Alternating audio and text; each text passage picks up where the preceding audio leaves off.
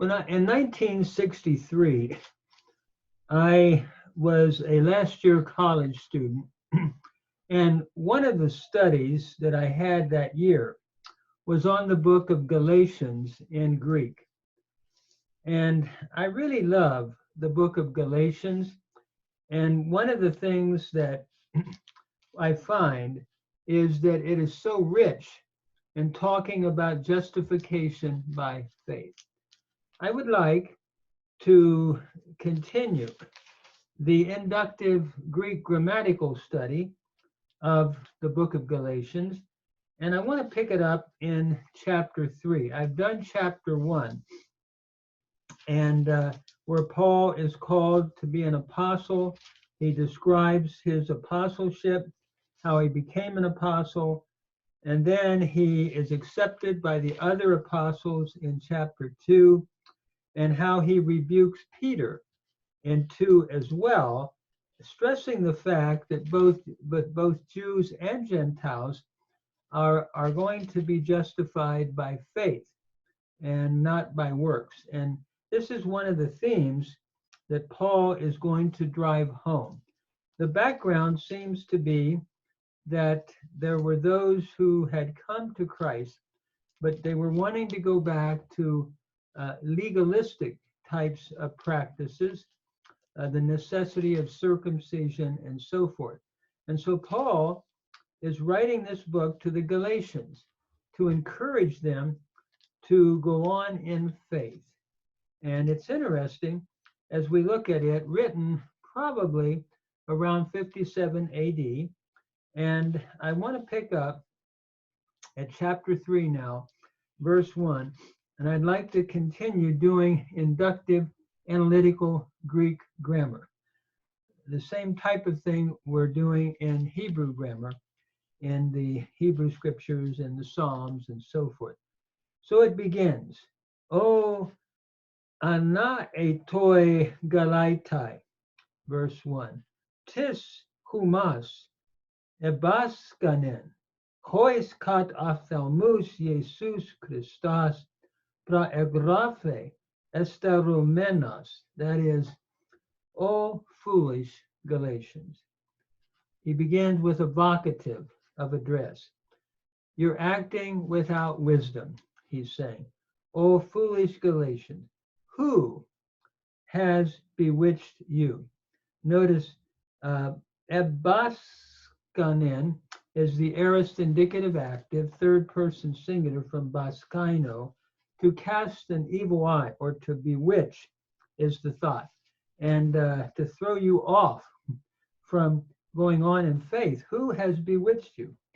And before whose eyes, according to whose eyes, that is your eyes, Jesus Christ was billboarded, was written before having been crucified. Notice we have hois, the relative pronoun with the dative plural, according to the eye, according to your eyes, Jesus Christ was written, clearly written. The word praegraphe is from pragrapho, meaning to write, or to write in advance, to make it visible. And you've had the gospel presented to you in a visible way, Paul is saying, that you can't help but know it and see it. Pragrapho is the verb.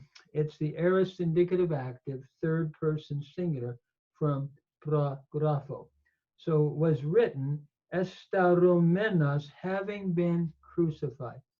Notice staurao is the root to crucify. We have a perfect passive participle, nominative masculine singular from staurao. Notice we have the epsilon, and then we have the menos ending. Notice the acute accent is on the next to the last syllable, and it does not go back to the antipenult, that is to the omega, but only goes back one place. So you have a short omicron, but then the accent goes back one place. That's indicative of your perfect passive. And that's what we have here. One of the ways of telling a perfect passive is that acute accent does not go back two places, but only one. So Jesus Christ was written, billboarded, so to speak, having been crucified. And the perfect passive participle here is looking not only at completed action, but vividly what's going on now before your very eyes and mind. Jesus Christ was has been crucified, and you can clearly see and understand that. No doubt Paul speaking of the gospel that they had clearly seen and visualized in the cross work of Christ. It goes on then, or Paul goes on in verse 2, tu tamanon thelo mathen af humas, ex ergon namu ta numa elabete e ex akaes pistos. That is, only this I am desiring to learn from you. Notice thelo is your present indicative active, first person singular from thelo, and mathen is to learn. And notice it's the aorist infinitive of the verb to learn. So I'm learning, I'm desiring to understand this, that how did you learn the gospel? This is from Monthano, meaning to learn. And so how did that come about? Was it out of works of the law? The implication, of course, is no. How did you receive the Spirit? Was it out of the law and its works? And the answer is no. You received it out of faith. And so notice ella elabete is your aorist indicative active, second person plural, meaning to receive, from lambano, elabete. So how did you receive it? Did you receive the Spirit out of the works of the law or out of the hearing of faith? It was by the proclamation of the gospel that you heard and you received by faith, not by any works that you did, and not by any kind of legalistic effort. So Paul's asking that question, how did you receive the Spirit? And then he goes on, verse 3, hutos ana etoi esten, enarxamenoi pneumati nun sarke epiteleste. Another question. Thus, are you so ignorant? Notice este is from eimi, your present indicative active, second person plural from eimi. Thus, are you so ignorant that having begun in the Spirit, now you are being perfected in the flesh. Notice enarxamenoi is from the root anarcho, to begin. It's the aorist participle, aorist middle participle from anarcho. Notice the xi here gives it away as an aorist. You had the key in anarcho, and then when you put the sigma with it, it changes to xi in this aorist participial form. So having begun yourselves, and this is a middle aorist participle, nominative plural, by the Spirit, now are you being perfected in the flesh? Another question. Epiteleo is the root to perfect or complete. And notice the contract verb has your epsilon iota here with the circumflex accent. So are you now being perfected in the flesh?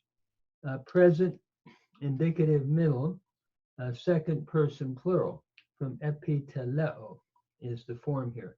Then as we move on, tausalta epathete eke, ege kai eke. Did you suffer uh, such things in vain, if indeed in vain? Notice epathete is your aorist indicative active, second person plural from pasco, to suffer. So did you suffer these things in a vain way that you've gone through for your faith, if indeed in vain? And I think Paul's hoping it's not in vain, that they will respond to the gospel by faith rather than adding a works system to it. And then in verse 5, Paul continues, haun epikoregon humen tanuma kai energon dunames in humen ex ergon namu ex akaes pistaos. That is, the one who supplies to you the Spirit and who energizes powers in you. Was it out of the works of the law or out of the hearing of faith? Again, another question. Who is the one who freely supplied to you the Spirit? Epikoregon is from epikoregeo, and it's a verb that has to do with outfitting like a choir and supplying for their needs.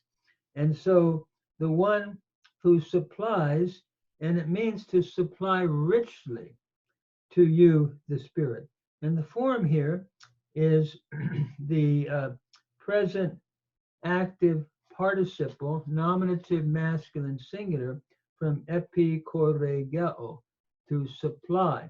So the one who supplies richly to you the Spirit and who energizes, from energeo, to energizes powers in you, the one who is energizing powers that you have witnessed in your conversion and in your life, as Paul's writing to the Galatians. Notice energeo is the form, and it is another present active participle, nominative masculine singular, from energeo.